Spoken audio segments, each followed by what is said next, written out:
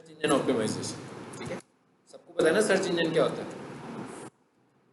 क्या है search engine?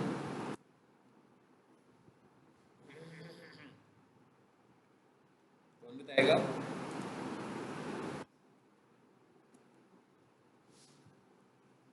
Search engine किसे बोलते हैं? भाई ये गूगल में बस सर्च इंजन है। ठीक है, सो अब हम क्या कह रहे हैं कि गूगल के ऊपर हम जो ऑप्टिमाइजेशन करने जा रहे हैं इसको हम बोलते हैं एसईओ। लेकिन इसके लिए हमें क्या चाहिए, पहले समझना क्या है। इस कोर्स को करने से पहले हमें क्या समझना है, उसके बाद हम समझेंगे कि एसईओ इटसेल्फ खुद से क्या है। सबसे पहले हम ये समझना है कि इस कोर्स को करने से पहले हमें क्या समझना है। एसईओ है क्या, कि हम कह रहे हैं कि वेबसाइट को रैंक करवाना है, अपनी वेबसाइट को रैंक करवाना है गूगल के ऊपर। सो गूगल के ऊपर रैंक करवाने के लिए हमारे पास एक वेबसाइट होनी चाहिए।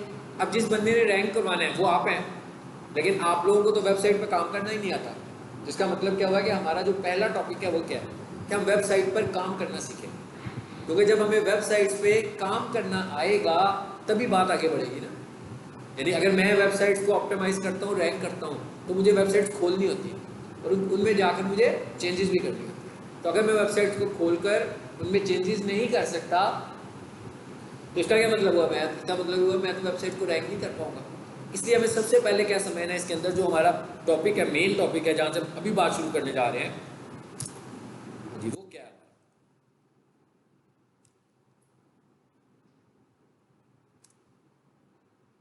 How to edit websites.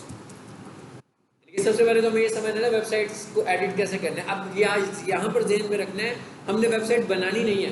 यानी कि मैं अगर एसईओ करता हूँ तो मैं वेबसाइट्स नहीं बनाता, मतलब मैं वेबसाइट बनाने का काम बिल्कुल नहीं करता हूँ। लेकिन जिस बंदे की भी वेबसाइट मेरे पास आती है तो बनी हुई वेबसाइट के स्ट्रक्चर को मैं चेंज करता हूँ अंदर से, इंटरनली। लेकिन उसका डिज़ाइन चेंज नहीं करता, सिर्फ स्ट्रक्चर चेंज करता हूँ। वो चीज़ें जो गूगल मुझे कहता है कि इस वेबसाइट में होनी चाहिए मगर उस वेबसाइट में नहीं है, तो मुझे उनको चेंज करना पड़ता है। इसका मतलब क्या हुआ कि मुझे बेशक डेवलपमेंट नहीं करनी आती, लेकिन उसके बावजूद मुझे इतना साउंड होना है कि मैं उसके अंदर चेंजेस कर सकूँ। इसका मतलब इसीलिए हम कहते हैं कि इसीलिए इस कोर्स में सबसे पहले वेबसाइट एडिटिंग सिखाता हूँ। क्योंकि अगर आपको वेबसाइट एडिट करनी ही नहीं आती है तो आप एसईओ कैसे करेंगे? क्योंकि एसईओ के लिए हमें जो कमांड्स वेबसाइट के ऊपर अप्लाई करनी है उसके लिए हमें वेबसाइट का नॉलेज ज़रूरी है, यानी कि वेबसाइट को ऑपरेट करना आना हमें ज़रूरी है। ठीक है, अच्छा, अब अगला टॉपिक क्या है जी? पहला टॉपिक तो क्या है, हाउ टू एडिट वेबसाइट्स। उसके बाद हम ये कहते हैं कि type of websites.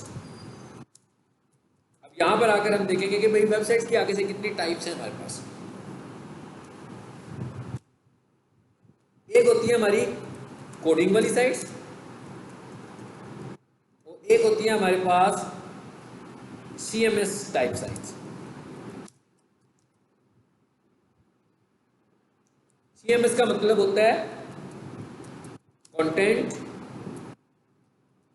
Management system, यानी दो तरह की फाइल्स हैं हमारे पास, वेबसाइट्स हैं।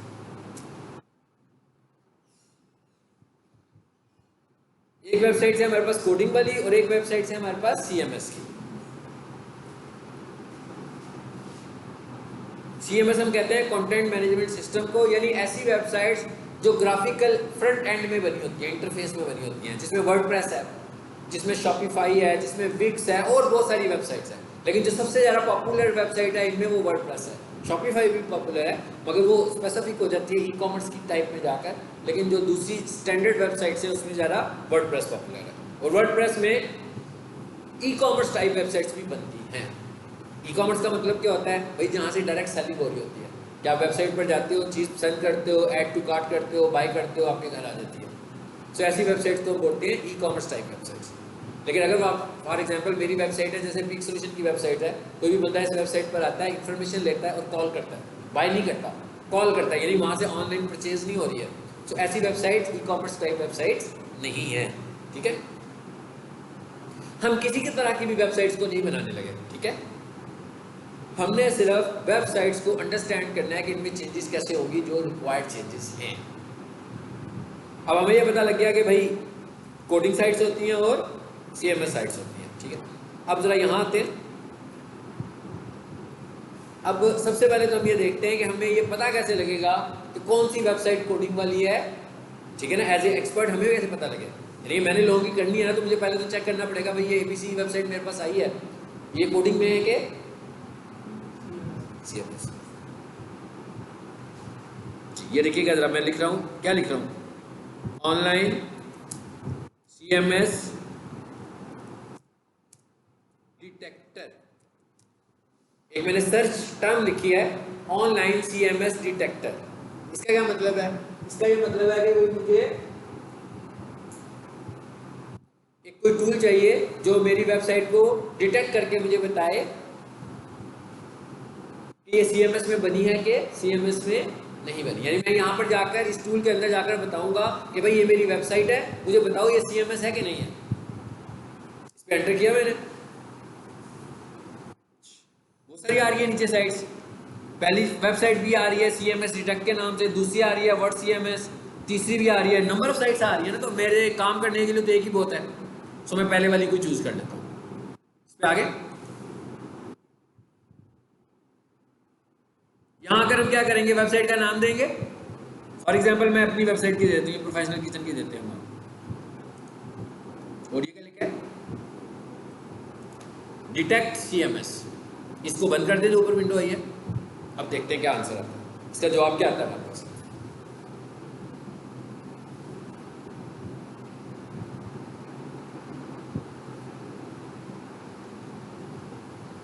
सर्चिंग कर रही है ना अभी तक।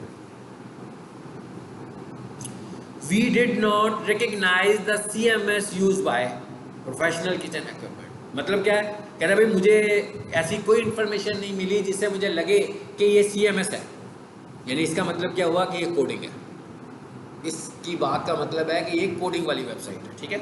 अब एक काम और करते हैं, इस पर आओ और अब कोई ऐसी वेबसाइट खोलते हैं जो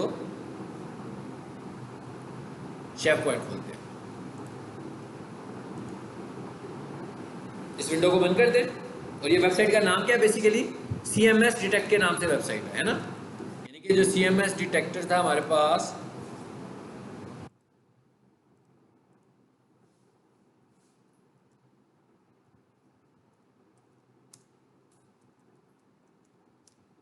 इसका URL क्या था, ये वाला था। और भी बहुत सारी वेबसाइट्स हैं, मतलब एक काम करने के लिए बहुत सारी वेबसाइट्स हो सकती है। देखिए जरा क्या कहता है, chef point PK is built using WordPress. पता लग गया। अब ये हमें पता लग गया, हमें पता कैसे लगेगा कि भाई ये वाली वेबसाइट वर्डप्रेस की वेबसाइट है कि वर्डप्रेस की वेबसाइट नहीं है। अब उसने आगे देखे क्या डिटेल भी लिखी हुई आ रही है, कहता है 54% पार्ट जो है ना इसका वर्डप्रेस में डिजाइन हुआ हुआ है। उसके बाद नीचे डिटेल्स भी आ रही हैं, तो कहता है ये इतना सा पार्ट जो है रेडिश 10%, ये शॉपिफाई में भी है। ये जो येलो सा पार्ट आ रहा है 7%, ये लारावेल में भी है। ये जितने ऐप्स के नाम आ रहे हैं, एप्लीकेशंस के नाम आ रहे हैं, ये सब CMS है। सो अब आपको ये भी फील हो गया कि भाई ये एक खिचड़ी सी एप्लीकेशंस की है जिससे मिलकर ये सब कुछ बन रहा है। इसलिए मतलब एक एप्लीकेशन नहीं है, बल्कि एक से ज़्यादा एप्लीकेशन से मिलकर वेबसाइट्स बनती हैं। जरा इधर है,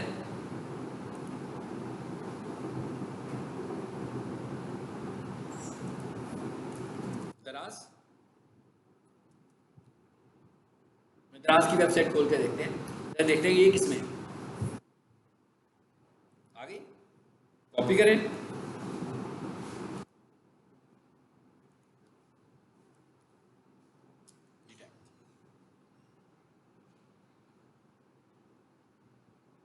अब देखते हैं जी दराज को क्या शो करता है, ये किसमें है।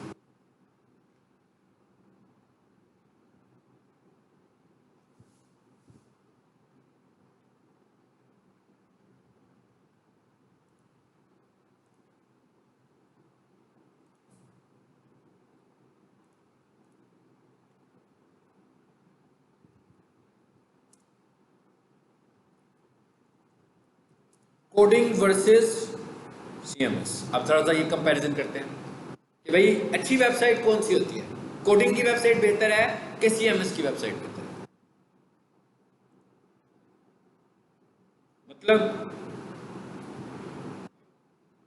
क्या मतलब है जी, कोडिंग की वजह, यानी कि ये जो आपने देख लिया कि ये वाली वेबसाइट भी कोडिंग में बनी हुई वेबसाइट है। अच्छा, अब अगला हमारा कंपैरिजन क्या है? अगला कंपैरिजन ये है कि हमें अगर एडवाइस किसी को देनी हो, मतलब एक बंदा मेरा कस्टमर है, उसने तो वेबसाइट बना ली है ना, उससे तो मैं ये नहीं कहूँगा कि भाई तुमने अगर इसमें बनाई है तो गलत बनती है, अब नहीं बनवाओ। लेकिन अगर कोई कस्टमर मुझसे एडवाइस मांगेगा कि भाई क्या मुझे CMS पे जाना चाहिए कि मुझे कोडिंग पे जाना चाहिए, तो हमें उसे एडवाइस क्या करना है, यानी हम उसे क्या रेकमेंड करेंगे कि भाई किस तरह की वेबसाइट आप बनाओ।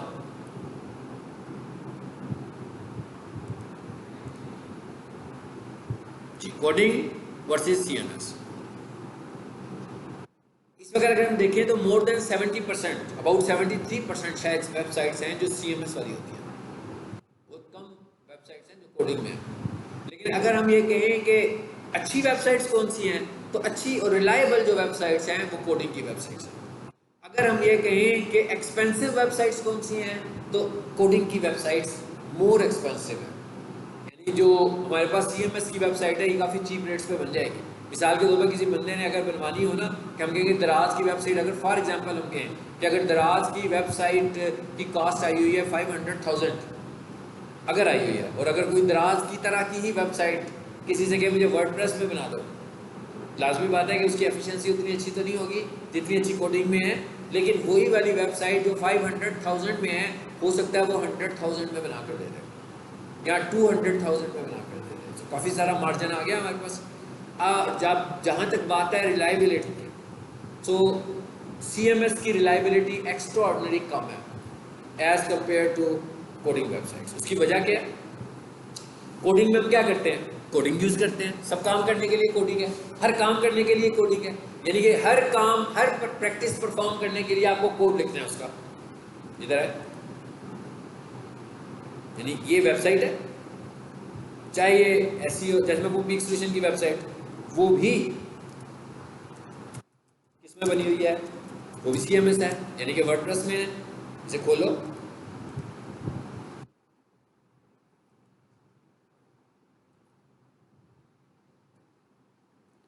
अब अगर हम वेबसाइट को खुला हुआ देखें, ओके, ये भी कलरफुल है ना, ये भी कलरफुल है, और ये खुलने लगी है, ये भी आपको पता लग जाएगा, मतलब इसमें कोई ऐसी चीज़ नहीं है कि ये कलरफुल नहीं है, ये भी कलरफुल नज़र आएगी, वो भी हमें कलरफुल नज़र आएगी, ऐसे ही है ना। अच्छा, ये जो एनिमेशन है ना, ये भी हम रिकमेंड नहीं करते। यूँ करके आ रही है ना एक चीज़, 100% नज़र नहीं आ रही है, जैसे हम नीचे जाते हैं तो स्लाइड की शक्ल में नज़र आती है, ऐसी है, हर चीज़ स्लाइड की शक्ल में डिस्प्ले हो रही है ना, इसको भी हम रिकमेंड नहीं करते। हाँ, एक आधी एनिमेशन तो होनी चाहिए, लेकिन इस तरह हम इसको भी रिकमेंड नहीं कर रहे होते, ठीक है।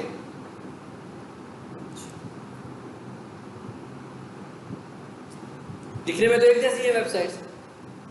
अब मैं इसकी ज़रा कोडिंग में जाना है। सबसे पहले तो हम ये देखते हैं, हम किसी भी वेबसाइट को खोलें तो हम उसकी कोडिंग में भी जा सकते हैं। जैसे ये वेबसाइट है, मैं इसकी कोडिंग देखना चाह रहा हूँ, तो चेंज नहीं कर सकते हम यहाँ, सिर्फ देखने की हद तक ब्राउजर में कंट्रोल U करें तो इसके बैक एंड पे भी हमें कोडिंग नज़र आ रही है, जो देखते जाते नीचे आते जाओ, आ रही है नज़र ना कोडिंग। एक्सटेंशन हमने चेक की थी कि किसमें बनी है कि नहीं की थी? चलो जी, पीक सॉल्यूशन को भी चेक कर लेते हैं पहले, ताकि कंफर्म हो जाएगा कि किसमें बनी हुई है। पहले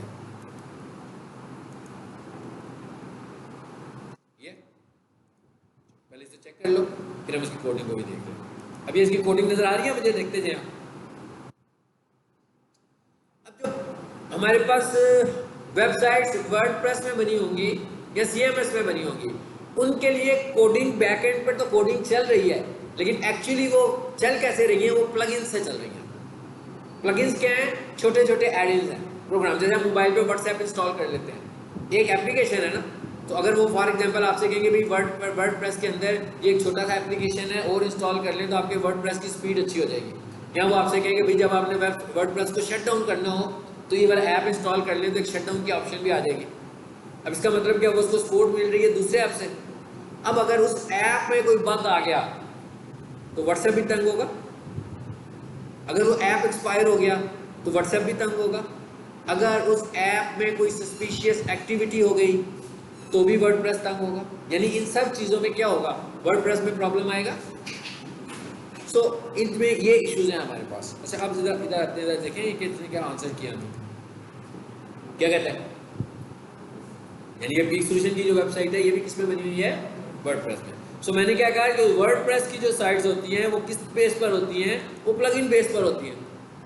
अब वो जो प्लगइन्स हैं वो छोटे छोटे एप्लीकेशन हैं, वो प्लगइन्स साथ साथ अपडेट्स भी होते रहते हैं, यानी उनकी अपडेट्स भी आती रहती हैं, इन प्लगइन्स की नई नई अपडेट्स आती रहती हैं। अब फॉर एग्जांपल किसी ने वेबसाइट बनवा ली तो इसका मतलब क्या हुआ, डेवलपर भी उसका काम खत्म हो गया। अब उसकी नई अपडेट आ रही है, वो कर ही नहीं रहा। बहुत सारी अपडेट्स आई और एक टाइम आया उसने कहा कि भाई ये वाला जो प्लगइन था ये पुराना हो गया है, इसे हमने एक्सपायर कर दिया, अब आप क्या करो इसकी जगह पर नया प्लगइन इंस्टॉल करो। अब उसको टेक केयर ही नहीं कोई कर रहा, कोई देखने वाला ही नहीं है। तो इसका मतलब क्या हुआ कि उसके अंदर वल्नरेबिलिटी होल्स खुल गए। वल्नरेबिलिटी का मतलब क्या होता है कि भाई उसके अंदर कोई सस्पिशियस एक्टिविटी के चांसेस बढ़ जाएंगे, यानी सिक्योरिटी ब्रीच हो रही है, उसकी सिक्योरिटी खराब हो रही है, यानी कोई भी बंदा उसमें आ सकता है। तो इससे हमें ये पता लग रहा है कि वर्डप्रेस का बंदे को तो साथ हमें रखना पड़ेगा, क्योंकि अगर वर्डप्रेस का बंदा साथ होगा तभी चलेगा। उसमें भी अभी हमें कोई गारंटी नहीं है कि वर्डप्रेस की वेबसाइट बहुत अच्छा और बहुत लाइफ टाइम के साथ चले। हाँ ये हो सकता है कि वर्डप्रेस का जो काम कर रहा है वो 4 साल बाद खुद ही कहते हैं कि जनाब अब ये मॉडल पुराना हो गया, अब नया कर लें इसको, वो फिर उससे पैसे लेगा। अब जब हम बात करते हैं कोडिंग की वेबसाइट की, अब वर्डप्रेस की ये वाली वेबसाइट चीप है, यानी कि बहुत कम पैसों में मिल जाएगी आपको। मगर जो कोडिंग की वेबसाइट है उसका कोई प्लगइन वाला चक्कर नहीं है, ठीक है। अब जरा कोडिंग वाली वेबसाइट पे आते हैं। ये जी कंट्रोल यू करें इसका, कंट्रोल यू क्यों करता हूं मैं, कोडिंग मैंने की, यानी आपने अगर इसकी कोडिंग देखनी है तो आप कंट्रोल यू कर लो। अब ये टोटल वेबसाइट कोडिंग से ही बनी हुई है, ठीक है। अब इसके अंदर एक प्लगइन भी नहीं है, इसका मतलब क्या हुआ कि इसका प्लगइन का उलझन ही कोई नहीं है, यानी किसी चीज़ पे बिलीव ही नहीं कर रही है, किसी प्लगइन के साथ ये चल नहीं रही है। अब फॉर एग्जांपल अगर मैं आपसे ये कहूँ कि ये वाली वेबसाइट जो बनी हुई है ना, कि टोटल वेबसाइट जो है ना वो 3 MB में, 3 MB की स्पेस कितनी कम होती है, इसके अंदर तस्वीरें देखें कितनी सारी हैं, है ना। इतनी तस्वीरों के साथ तो मेरा ख्याल है तस्वीरों से ही साइज बड़ा हो जाता है आपका। तो ये टोटल वेबसाइट 3 या 4 MB की है। और अगर आपसे मैं ये कहूँ कि भाई ये जो वाली वेबसाइट है, कोई सी भी वेबसाइट जैसे ये है, ये तो दराज थी ना, चलिए हम इसकी बात कर लेते हैं, ये 3 MB में नहीं होगी, ये मुझे नहीं पता कितने साइज में है, लेकिन ये 3 MB में नहीं होगी। जो वर्डप्रेस की वेबसाइट्स हैं वो GBs में होती हैं। उसकी वजह क्या है, उसकी वजह यह है कि भाई इसको चलाने के लिए नंबर ऑफ प्लगइन्स इंस्टॉल हुए हैं, और जब हम किसी भी प्लगइन को डाउनलोड करते हैं तो पता लगता है भाई कोई प्लगइन 200 MB का है, कोई प्लगइन 300 MB का है, कोई प्लगइन 400 MB का है। उसका मतलब क्या हुआ, इतने MBs अपलोड करते जा रहे हैं हम अपनी वेबसाइट पर, तो उससे क्या हो रहा है, हमारी वेबसाइट लोड कर रही है। दूसरा, ये जो प्लगइन्स होते हैं ये पेड होते हैं, यानी मुझे क्या करना पड़ेगा, इनको परचेज करना पड़ेगा। अगर मैं उन्हें परचेज नहीं करता तो ये पार्टली फ्री होते हैं, यानी कि इनका कुछ हिस्सा फ्री होता है, ज़्यादा हिस्सा पेड होता है। यानी अगर आप इसको मैक्सिमम यूज़ करना चाहते हैं तो आपको खरीदना पड़ेगा, अदरवाइज क्या होगा, आप समझ लो कि इसके अंदर 100 फीचर्स हैं तो मे भी हम 25 फीचर्स फ्री यूज़ कर लेंगे, 30 फीचर्स फ्री यूज़ कर लेंगे, लेकिन जब सारे फीचर्स फ्री यूज़ करने लगेंगे तो वो कहेगा भाई अब आपको प्रीमियम पैकेज चाहिए इसका। अगर आपके पास प्रीमियम नहीं है, अब अगर आप फॉर एग्जांपल प्रीमियम पैकेज नहीं लेते तो ये एक और फैक्टर है आपकी वेबसाइट को स्लो करने का। यानी अगर आपने फ्री वाले प्लगइन्स यूज़ किए हुए हैं, इससे भी आपकी वेबसाइट स्लो होगी। इसका मतलब क्या हुआ कि हमें प्लगइन्स भी परचेज करने पड़ेंगे जो कि डॉलर्स में होंगे, और अगर वो प्लगइन एक्सपायर हो जाएगा तो उसकी जगह पर फिर हमें नया प्लगइन भी लेना पड़ेगा। और अगर फॉर एग्जांपल कभी ऐसा लगे कि भाई ये प्लगइन प्रॉब्लम कर रहे हैं तो फिर आपका वर्डप्रेस का डेवलपर ही आपसे कहेगा भाई अब नई साइट बना लेते हैं। इसका मतलब फिर कॉस्ट, मुफ्त में तो नहीं बना कर देगा, वो फिर कॉस्ट करेगा आपको। अब अगर हम ये बात करें वर्डप्रेस की शक्ल में, कोडिंग की शक्ल में, तो कोडिंग की जो वेबसाइट एक दफ़ा बन गई है, पहली बात तो इसमें प्लगइन ही कोई नहीं है। मैंने भी आपको बताया कि कितनी MB में, 2 MB 4 MB में मैक्सिमम आपको जो स्पेस मिलती है। अच्छे पैकेज जो होते हैं 12 GB का पैकेज भी अगर आप ले लेते हो तो आपकी वेबसाइट चलेगी, ठीक है। आपके एक से ज़्यादा वेबसाइट चल जाएगी इस पैकेज में। लेकिन अगर आपके पास एक वर्डप्रेस की वेबसाइट है और आपके पास स्पेस जो है वो 12 GB की है, पता लग रहा है कि जनाब हमारी जो वेबसाइट है एक्चुअली वही 2-3 GB की है। अब उसके बाद क्या है कि जैसे आप ग्राफिक्स यूज़ करते हो तो ग्राफिक्स को यूज़ करने के लिए आपको अच्छी रैम की ज़रूरत होती है। इसी तरह वर्डप्रेस की वेबसाइट है, मिसाल के तौर पर अगर मैं ये कहूँ ना कि मेरी रैम, सबको पता है ना भाई कंप्यूटर में रैम लगी होती है, सेम इसी तरह वेबसाइट को कहाँ पर चलाना है हमने, ऑनलाइन। इसका मतलब है कहीं पे सेव तो ही है, अभी हम होस्टिंग की बात करते हैं डिटेल से, तो कहीं पे सेव तो ही है, तो जहाँ पर सेव हुई है वो कोई ना कोई मशीन ही होगी ना। तो उस मशीन में क्या होगा, हार्ड डिस्क लगी होगी जिसमें डाटा होगा, और उसको रन करने के लिए मतलब उस मशीन से सब लोग एक्सेस कर रहे हैं ना डाटा आपका, तो इसका मतलब उसमें रैम भी लगी होगी। तो कितनी रैम यूज़ करेगी हमारी वेबसाइट? अगर तो हमारी वेबसाइट ही 4 MB की है, आपको अंदाज़ा हो गया ना कि 4 MB की चीज़ ने कितनी रैम यूज़ कर लेनी है। लेकिन अगर आपकी वेबसाइट जीबीज़ में है तो आपको रैम जीबीज़ में चाहिए। अगर आपकी रैम जीबी में नहीं है तो आपकी वेबसाइट लोड ही नहीं होगी। इवन आप प्लगइन लगा रहे होगे तो वो कहेगा भाई नहीं, खुली नहीं रही वेबसाइट आपकी, इसलिए कि आपके पास आपको उसने दी हुई है रैम बहुत कम। ये भी क्या टॉपिक है हमारा, ये होस्टिंग का टॉपिक है। अब इसके बाद वो बताएगा।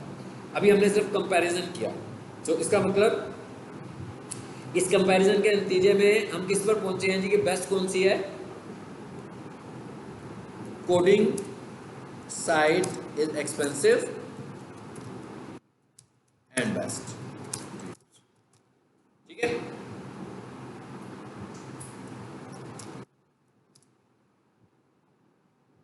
अब अगली चीज क्या होगी, लेकिन अब हमारे पास जो क्लाइंट्स आएंगे, भाई अगर एक क्लाइंट है वो वर्डप्रेस की वेबसाइट लेके बैठा हुआ है, तो अब हम उसे ये तो नहीं कहेंगे कि भाई ये गड़बड़ कर दी तुमने, यहाँ ये लाख रुपया तुमने लगा दिया या 2 लाख रुपए लगाए या 50,000 रुपये लगाए तो ज़ाया हो गए, इसका फ़ायदा कुछ नहीं है। ये चीज़ मैं आपको बता रहा हूँ, हम क्लाइंट को नहीं बताएंगे। हाँ, अगर आपके पास क्लाइंट पूछेगा कि भाई मैं वेबसाइट बनवा रहा हूँ कौन सी बनाऊँ, उस वक्त मैं उसको ये सारी जस्टिफिकेशन दूंगा। लेकिन जब कोई क्लाइंट मेरे पास आएगा, वो कहेगा भाई मुझे एसईओ करवानी है, तो मैं उसकी वेबसाइट देखूंगा ना कि वर्डप्रेस में, तो इट्स ओके, मैं उसे कोई सिग्नल नहीं दूंगा, कोई बैड सिग्नल नहीं दूंगा कि भाई आपने क्या किया हुआ है, आपने वर्डप्रेस में क्यों साइट बनवाई है। हाँ, अलबत्ता अगर वो मुझसे एडवाइस मांगेगा कि भाई वर्डप्रेस की साइट अच्छी होती है कि कोडिंग की, तो मैं उसे कहूँगा इट्स ओके, आपकी वर्डप्रेस की साइट है, फाइन, ये भी ठीक है, लेकिन कोडिंग की वेबसाइट होती तो ज़्यादा अच्छी बात होती, ताकि अगर वो फ्यूचर में कभी और वेबसाइट बनवाए तो वो कोडिंग की वेबसाइट पे की तरफ जाए। क्योंकि कोडिंग पे लोग इसीलिए नहीं जाते कि इसको मैनेज करने के लिए पूरी कोडिंग की ज़रूरत होती है, और ये होती ही कोडिंग में है। कोडिंग की वेबसाइट सस्ती नहीं होती है। ठीक है, अब इसके अंदर जो हमारा दूसरा टॉपिक है, यानी कि अब हम कह रहे थे कि भाई एसईओ शुरू किया हमने, तो हमने कहा पहले तो हमें क्या करना है, वेबसाइट को एडिट करना है। उससे पहले हमें क्या जानना चाहिए था, टाइप ऑफ वेबसाइट्स। फिर हमने कहा भाई वेबसाइट कोडिंग वाली भी होती है और सीएमएस वाली भी होती है। सीएमएस चेक करने का तरीका मैंने आपको बता दिया, सीएमएस डिटेक्ट। उसके बाद मैंने कहा कि कोडिंग वर्सेस सीएमएस बेहतर कौन सी होती है। अब अगला टॉपिक है हमारा कि वेबसाइट लाइव भी तो होती है ना, एंड ऑफ द डे तो वेबसाइट लाइव हो जाती है। यानी कि मैं वेबसाइट बनाऊंगा, मेरे कंप्यूटर पे बनेगी, लेकिन जब मैंने उसको अपलोड करना होगा मैं तो उसे लाइव कर दूंगा, फिर मेरे कंप्यूटर से तो नहीं चलती भी, मैं तो कंप्यूटर शट डाउन कर रहा हूँ अपना। सो अब वेबसाइट को लाइव करने के लिए हमें क्या चाहिए, ठीक है, दो चीजें चाहिए हमें।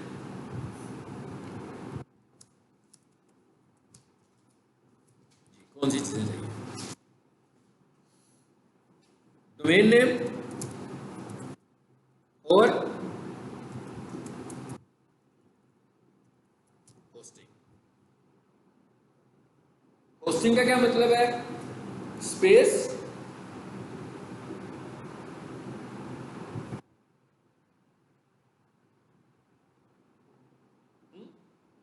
होस्टिंग का क्या मतलब है, स्पेस, कि आपकी वेबसाइट की स्पेस कितनी होनी चाहिए।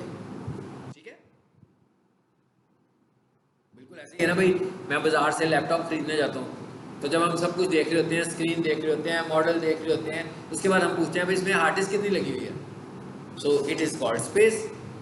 इसी तरह हमने अपनी वेबसाइट पे किसी जगह पर चलाना है, तो जब वो मुझे कहेगा, मैं उसे कहूँगा भाई मुझे होस्टिंग चाहिए, मेरी वेबसाइट को लाइव करना है आपने, तो वो कहेगा भाई ये होस्टिंग पैकेज है हमारे पास, ये 12 GB का, ये 20 GB का, ये 80 GB का, ये 100 GB का, आपको कौन सा लेना है। मैं उसे कहूँगा 12 GB का तो सबसे चीप होगा, अगर मैं उसे कहूँगा 100 GB का तो सबसे महंगा होगा। तो इसका मतलब क्या हुआ कि होस्टिंग डिपेंड्स ऑन पैकेज, कि आपको पैकेज कौन सा मिला हुआ है। इधर है, इधर व्हाट्सएप पे आते हैं ताकि आपको थोड़ी सी पैकेजेस की अंडरस्टैंडिंग हो।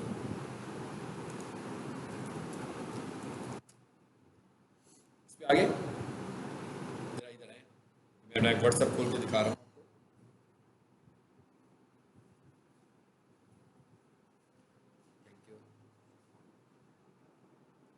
ये जो चाहने वाली है नहीं वो तार साहब ने बनाई थी नहीं ठीक वो तार साहब चले गए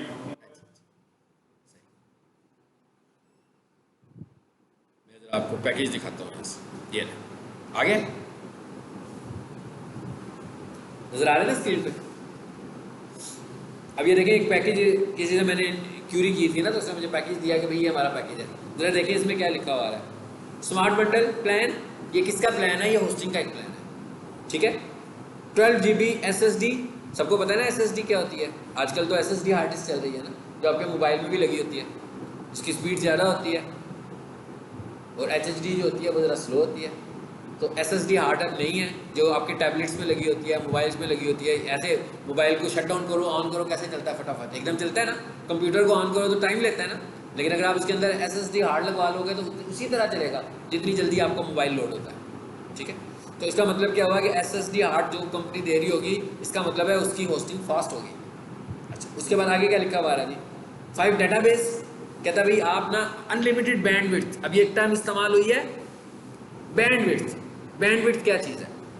बैंडविड्थ है प्रेशर ऑफ इंटरनेट। ऐसे ही है ना, जैसे मैं एक टैब खोलता हूँ, हाँ टैब का एक वॉल्यूम होता है ना, जैसे फैन का डिमर लगा होता है 1 से लेकर 5 तक जाता है, 5 पे जाकर बिल्कुल स्लो हो जाता है, 1 पे आकर फास्टर हो जाता है।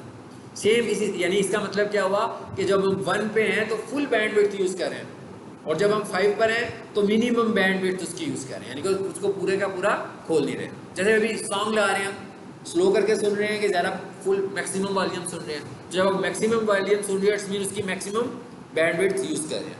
तो ये क्या कह रहा है? कहता है इसमें अनलिमिटेड बैंडविड्थ है, यानी आपको कोई स्पीड का कोई इशू नहीं है। अब स्पीड मतलब ये कौन सी स्पीड है? ये वो वाली स्पीड है जब एक ही वक्त में बहुत सारे लोग आपकी वेबसाइट्स पे आएंगे। जैसे 22 लाहौर रिजल्ट आता है ना, तो क्या होता है जिस दिन रिजल्ट आता है वेबसाइट स्लो हुई होती है। लेकिन आप YouTube को देखते हैं, YouTube पर आप भी वीडियोस देख रहे हैं, मैं भी वीडियोस देख रहा हूँ और लोग भी वीडियोस देख रहे हैं। YouTube स्ट्रीमिंग सिर्फ एक ही चक्कर में करता है, कब करेगा? जब हमारा इंटरनेट स्लो होगा। ऐसे ही है, वो खुद से अगर आपका इंटरनेट स्पीड वाला है तो वो कभी भी स्ट्रीमिंग नहीं करेगा। लेकिन अगर आप चेक करें ऑनलाइन और मूवीज़ की वेबसाइट्स भी हैं जहाँ पर जाकर हम वीडियोस देखते हैं, लेकिन वो वाली वेबसाइट स्ट्रीमिंग कर रही होती है। अगर हम उसको कंपेयर करें YouTube के साथ तो YouTube में कम स्ट्रीमिंग होगी, उसमें ज़्यादा होगी। उसकी वजह क्या है कि उसकी अनलिमिटेड बैंडविड्थ है। YouTube की जो बैंडविड्थ है वो अनलिमिटेड है, जबकि बाकी जो है उनकी बैंडविड्थ अनलिमिटेड नहीं है। अब पता लग गया बैंडविड्थ क्या होती है। इसका मतलब क्या हुआ, जब मैं कोई होस्टिंग प्लान लूँगा तो मेरी ख्वाहिश होगी ना कि मेरी बैंडविड्थ ज़्यादा हो। अब फॉर एग्जांपल अभी मैं वेबसाइट नहीं बना रहा हूँ तो अगर मेरी बैंडविड्थ अनलिमिटेड ना भी हो तो कोई प्रॉब्लम तो नहीं, भाई इतनी ट्रैफिक ही नहीं है मेरे पास। बैंडविड्थ ट्रैफिक के लिए इंपॉर्टेंट है ना कि एक ही वक्त में मेरी वेबसाइट पे 10 यूज़र्स आ गए, फिर मैं कहता हूँ एक ही वक्त में मेरी वेबसाइट पे 1000 यूज़र्स आ गए, फिर मैंने कहा एक ही वक्त में मेरी वेबसाइट पे 10,000 यूज़र्स आ गए। अब मेरी ट्रैफिक बढ़ गई है, अब मुझे बैंडविड्थ को कंसीडर करना पड़ेगा। लेकिन शुरू में तो वेबसाइट पे यूज़र ही कम है आपके, उस वक्त हमें बैंडविड्थ को कंसीडर ना भी करें, एवरेज बैंडविड्थ भी हो तो काम चलेगा।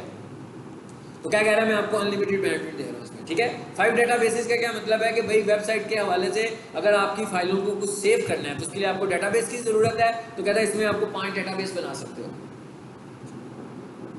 आगे क्या लिखा हुआ है 1 GB रैम, कहते हैं आपको 1 GB रैम भी मिल रही है इसमें।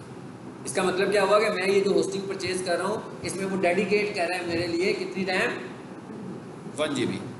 अच्छा आगे क्या लिखा हुआ जरा देखें, एड ऑन डोमेन्स।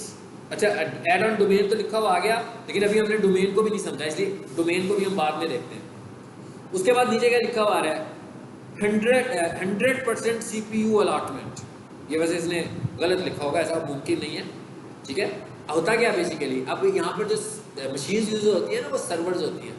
सर्वर्स में क्या होते हैं, नंबर ऑफ CPUs लगे होते हैं, यानी कि नंबर ऑफ प्रोसेसर्स लगे होते हैं। तो ये कह रहा है कि भाई आपको ना हम 100% CPU अलॉट कर देंगे, ठीक है। ऐसा होगा नहीं, ये इसने शायद गलत बताया होगा। बहुत सारी बातें ऐसी भी करते हैं ना जो रियल नहीं होती। बहुत सारी चीज़ों को तो हम चेक कर सकते हैं, बहुत सारी चीज़ों को भी हम चेक नहीं कर सकते। उसके बाद नीचे क्या लिखा हुआ है, free daily malware scanning protection. इसका क्या मतलब है, वायरस प्रोटेक्शन साथ दे रहा है। मतलब इस पैकेज में वो कह रहा है कि मालवेयर भी अगर कोई डिटेक्ट होगा तो मैं उसे स्कैन करूंगा रोजाना की बुनियादों पर इसी पैकेज में। आगे क्या है, free site backup. And restore. ठीक है, आप अपनी वेबसाइट का बैकअप भी ले सकते हैं, ताकि अगर आपकी कल की वेबसाइट में कोई प्रॉब्लम है तो आपके पास आज का बैकअप मौजूद हो, आप उसे रिस्टोर कर सकते हो। अच्छा, उसके बाद क्या लिखा हुआ है जी, फ्री SSL सर्टिफिकेट। इस SSL सर्टिफिकेट क्या होता है, ये वेबसाइट खोलें आपको पता लग जाएगा। क्या लिखा है, लॉक सा बना हुआ है, ताला लगा हुआ ना यहाँ पर, इसका मतलब क्या है कि ये वेबसाइट सिक्योर है। हो सकता है कि यहाँ पर ये ताला बना हुआ ना आ रहा हो और लिखा होगा नॉन सिक्योर, इसका मतलब है कि इसने SSL परचेज नहीं की हुई, तो हमें SSL भी साथ परचेज करनी चाहिए। अब होस्टिंग के साथ SSL अलग है। और अब आगे देखिए क्या कह रहा है वो, कहा गया जी, SSL सर्टिफिकेट दे रहा है, इसका मतलब क्या हुआ, हर साल हमें SSL खरीदनी पड़ेगी। आगे लिखा हुआ है जी, अनलिमिटेड ईमेल अकाउंट्स। अब आमतौर पर आपके ज़हन में ईमेल का क्या कॉन्सेप्ट है, जीमेल है ना, हम लोग तो जीमेल पे ईमेल्स बनाते हैं ना। लेकिन अब हम जब होस्टिंग परचेज कर रहे हैं, मिसाल के तौर पे मेरी होस्टिंग है, वेबसाइट है dc.com, abc.com, चलिए आसान वर्ड कर लेते हैं। हाँ, अब वो कह रहा है कि इसके ऊपर जाकर आप अपने ईमेल्स बना सकते हो। यानी मेरा पहला ईमेल होगा ali@abc.com, दूसरा ईमेल होगा info@abc.com, तीसरा ईमेल होगा sport@abc। अभी क्या हो रहा है, इसी सर्वर के ऊपर मेरे ईमेल एड्रेसेस भी बनने लगे हुए। ये एक पैकेज उसने मुझे बताया, कहता है भाई इसके मैं कितने चार्ज कर रहा हूँ आपसे साल के, ये है होस्टिंग प्लान। इस तरह का अगर इससे ज़रा बेहतर होगा, इसमें कितनी का ऑफर है, 1 GB रैम और स्पेस कितनी बताई, 12 GB। अब फॉर एग्जाम्पल मैं कहूँ भाई मुझे 12 GB नहीं चाहिए, मुझे तो 40 GB चाहिए, या मुझे 1 GB रैम नहीं चाहिए, मुझे 2 GB रैम चाहिए, तो उसका मतलब क्या होगा, मैं अपग्रेड करेगा मेरे पैकेज को। हो सकता है मेरा अगला पैकेज हो 30,000 का हो या 40,000 का हो या 25,000 का हो, जब मैं उसी वाला पैकेज में होगा। तो ये क्या है, ये है होस्टिंग प्लान जो हमें खरीदने हैं। यानी 2 चीज़ें मैंने कही थी ना, उसमें से अभी मैंने एक चीज़ को एक्सप्लेन किया। मैंने आपको 2 चीज़ें बताई, डोमेन नेम और होस्टिंग, है ना। तो इसका मतलब क्या, ये होस्टिंग थी जो अभी मैं एक्सप्लेन कर रहा था। उसके बाद हमें और क्या चीज़ खरीदनी है, डोमेन।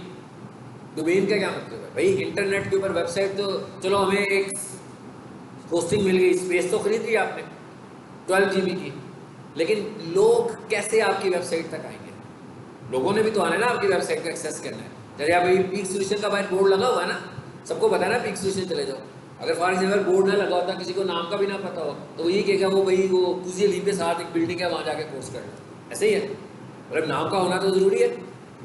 तो इसी तरह जो आपकी वेबसाइट है उसको भी, इसके लिए आपको नाम भी परचेज करना है अपनी वेबसाइट का, और ये नाम कैसा होगा, यूनिक होगा। मिसाल के तौर पर नाम कहते हैं peaksolution.edu.pk, अभी मैंने वेबसाइट खोली है, देखिए ना आपने खुली पीक सोल्यूशंस की। अब अगर फॉर एग्जाम्पल मैं जाऊँ तो मैं चाहता हूँ भाई मैं भी एक वेबसाइट बना रहा हूँ peaksolutions.edu.pk के नाम से, वो तो नहीं बनेगी, इसलिए कि ये नाम सेल हो चुका हुआ है। एक नाम ऑनलाइन सिर्फ एक ही दफ़ा दस्तियाब होता है। इस वेबसाइट का नाम क्या है, पीक सोल्यूशंस वालों की वेबसाइट का क्या नाम है, peaksolutions.edu.pk, ये उनकी वेबसाइट का नाम है। तो इसका मतलब अगर मैं भी ये नाम अब परचेज करूँगा तो मुझे नहीं मिलेगा। मिसाल के तौर पर मैं एक वेबसाइट बनाने चाहता हूँ jeans.com के नाम से, और अगर जब भी मैं ये वेबसाइट खरीदने जाता हूँ तो कहता है भाई ये नाम तो पहले सेल हो चुका हुआ है। इसका मतलब मैं कुछ भी कर लूँ, बेशक मैं 5 साल से ये बिज़नेस करने लगा हूँ, 10 साल से कर रहा हूँ, 100 साल से मैंने जीन्स के बिज़नेस को लेकर चल रहा हूँ, लेकिन अगर मैंने ऑनलाइन रजिस्टर नहीं करवाया था तो किसी और ने ले लिया तो उसी का। यानी ऑनलाइन इसका मतलब क्या हुआ, हमें नाम भी परचेज करने की ज़रूरत है। ठीक है, सो एक हमने नाम खरीदना है और एक हमने होस्टिंग। नाम लाजमी बात है, बिजनेसमैन खुद ही डिसाइड करेगा ना, लेकिन अवेलेबिलिटी हम चेक करेंगे कि वो अवेलेबल है कि अवेलेबल नहीं है। अच्छा, यहाँ पर एक चीज़ हमें और नज़र आ रही थी, उसको भी एक्सप्लेन कर लेते हैं, अब कर लेते हैं। वो क्या था,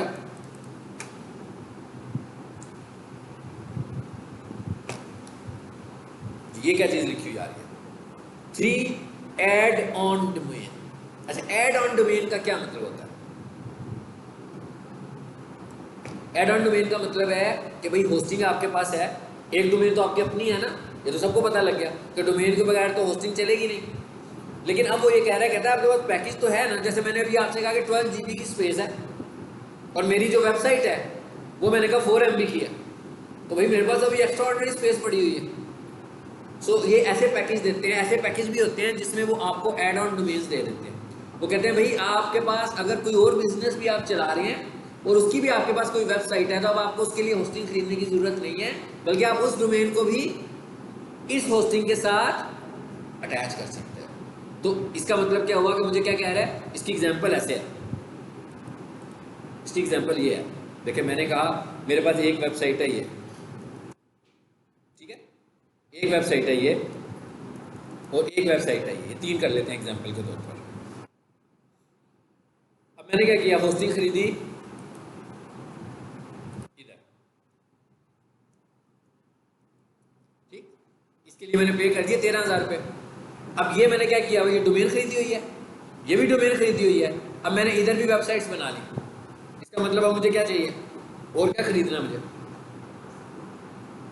होस्टिंग खरीदनी। यानी पहले मैंने क्या खरीदा, डोमेन और होस्टिंग, और जब मैंने ये होस्टिंग खरीदी ना, तो इसने मुझे क्या कहा, कहता है भाई पैसे बचाने अपने, तो आप ये काम कर लो। कौन सा काम, टू एड ऑन डोमेन में आपको दे रहा हूँ। इसका क्या मतलब हुआ, इसका ये मतलब हुआ कि अगर आपके पास दो और डोमेन्स हैं तो आप उसको भी इस होस्टिंग के साथ अटैच कर सकते हैं। तो इसका मतलब अब क्या करूँगा, मैं इसको क्या ट्रीट करूँगा, एज ए एड ऑन। यानी इसके लिए मुझे होस्टिंग खरीदने, अब वो मैंने ऊपर वाला पैकेज कितने का खरीदा है,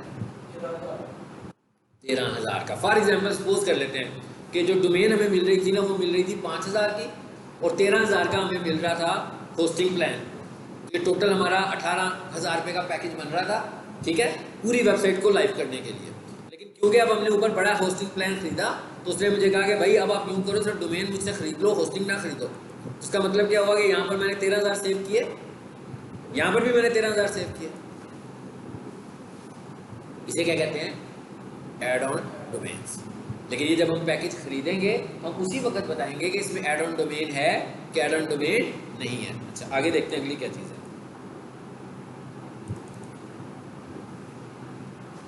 जी आगे क्या चीज़ है,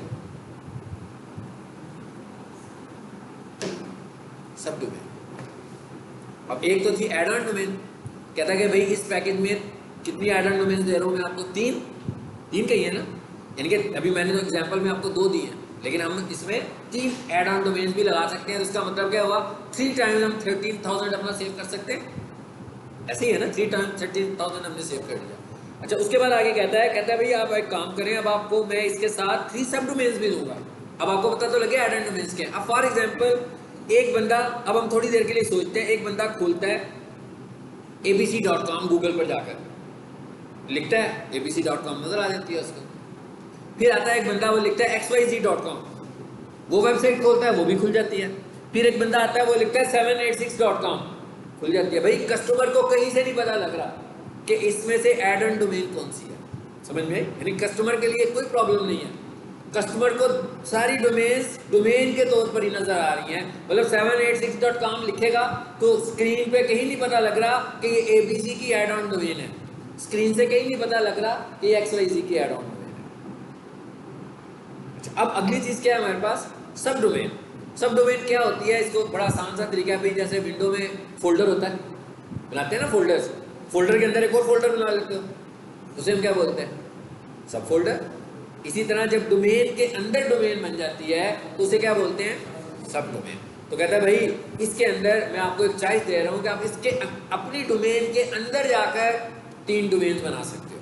अच्छा, इसकी एग्जांपल्स दिखा देता हूँ आपको थोड़ी सी, इधर है जरा। सबको पता है google.com का, है ना, बोला। अब मैं अगर आपसे पूछूं कि भाई ये मेन डोमेन है, अब देखें एडेड डोमेन को हम यहाँ से रिकग्नाइज ही नहीं कर सकते, नहीं कर सकते ना, क्योंकि ये तो वो तो हमने इंटरनली अपने तौर पर किया हुआ। अच्छा, अब ये डोमेन है हमारी, सबको पता है google.com एक डोमेन है, peaksessions.edu.pk सबको पता है भाई एक डोमेन है।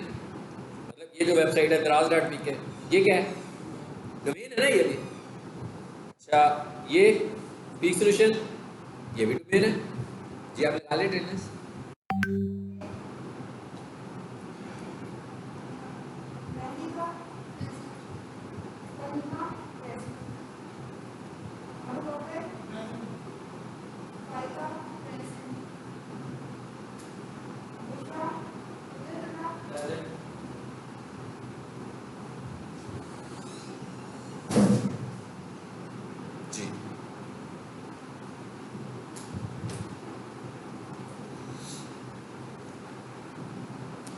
अब जरा मैं कुछ और लिखने लगा हूँ। अब मैं लिखता हूँ, हमारा ही कोर्स है, गूगल एड्स पढ़ते हैं, पढ़ना है ना हम लोगों ने, ठीक है। बिजनेस प्रोफाइल पढ़ा पीछे हमने, चलो पहले उसको देखते हैं। आपको याद होगा मैंने क्या कहा था कि बिजनेस डायरेक्ट खोलना हो तो क्या किया करो, बताया था कि नहीं था बताया? देखिए जरा क्या होता है, क्या हुआ, आगे हम business.google.com पर लिखा आगे ना business.google.com। इसका मतलब क्या हुआ, ये है सब डोमेन। किसकी है ये, किसकी सब डोमेन है? गूगल की सब डोमेन है।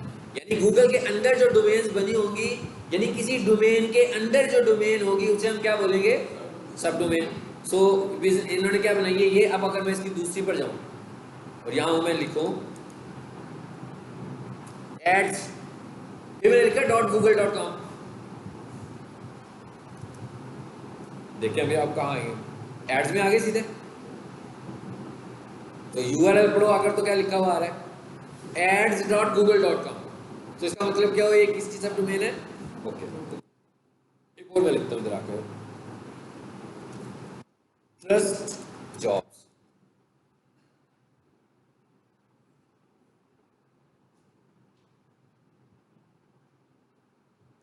इस वेबसाइट पे मैं जा रहा हूँ जरा। अब आपने मुझे बताना है कि इसकी डोमेन का क्या नाम है और इसकी सब डोमेन का क्या नाम है। यूआरएल से देखिए,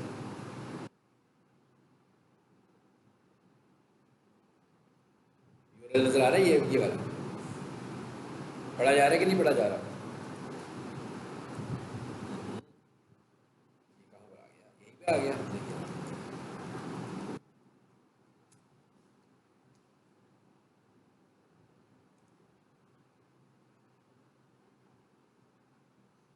ये अब तो पढ़ा जा रहा है। अब मुझे बताएं कि ये जो यूआरएल है इसमें से डोमेन कौन सी है और सब डोमेन कौन सी है, अगर है तो इसकी डोमेन का क्या नाम है और इसकी सब डोमेन का क्या नाम है?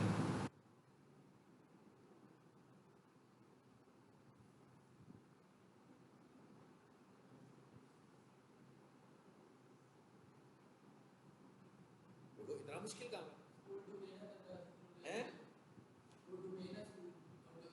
पूरा नाम पढ़ के बताया ना, कहां से लेकर कहां तक डोमेन है। हाँ जी, thetrustschool.edu.pk, ये क्या है, ये डोमेन नेम है। और अगर मैं कहूं कि सब डोमेन नेम क्या है,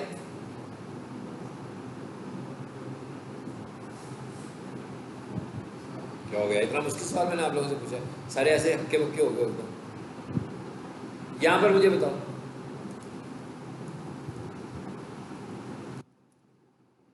जी यहां पर डोमेन नेम क्या है? गूगल, पूरा बताया ना, google.com डोमेन है। और यहाँ पर सब डोमेन क्या है? Ads dot. अब कैसे लिखा हुआ है, अब आप देखिए सब डोमेन को लिख कैसे रहे हैं हम, पता लग रहा है कैसे लिख रहे हैं कि डोमेन के शुरू में डॉट के साथ लिखते हैं, ऐसे ही है। यानी हमने कैसे लिखा, ads.google.com, business.google.com, careers.trustschool.edu.pk, यानी कैसे लिख रहे हैं, डॉट के साथ। सो ये पहचानने का तरीका है कि ये डोमेन है कि सब डोमेन है, ठीक है। सो इसका मतलब क्या हुआ कि भाई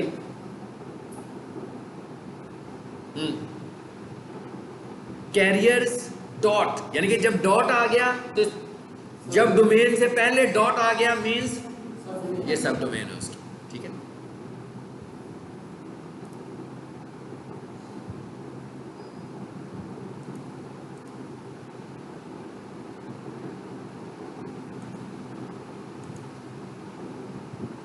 यानी अगर फॉर एग्जांपल मैं कहूं कि ये एक वेबसाइट है najibs.com, क्या है ये, डोमेन है, ठीक है। अगर मैं लिखूं admissions.najibs.com, इसकी सब डोमेन है, ठीक है। अब अगर मैं ये कहूं कि एडमिशन तो हो गए, jobs.najibs.com, इसका मतलब क्या हुआ कि जो jobs.najibs.com है ये सब डोमेन है।